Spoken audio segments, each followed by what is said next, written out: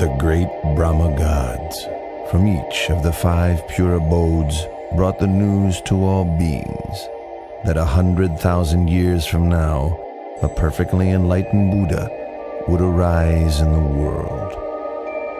Those who wish to meet up with him must maintain the 5 moral precepts and constantly develop loving kindness.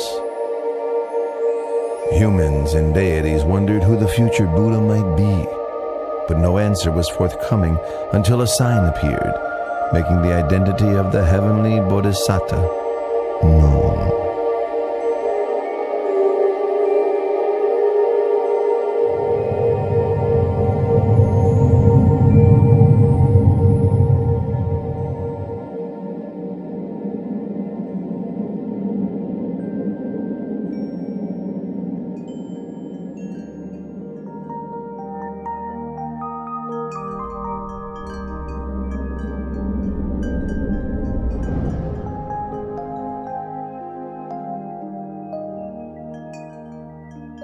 The deities and Brahmas met together for the sake of inquiring who the enlightened one would be.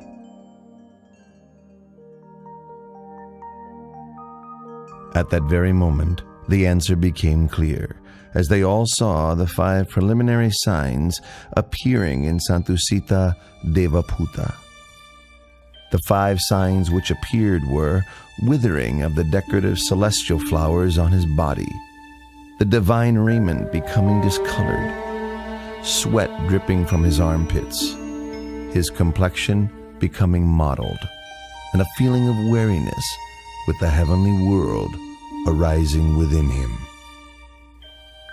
Upon recognizing the 5 preliminary signs, the deities invited Santussita, the Buddha to depart from Dusita heaven and take birth in the human world.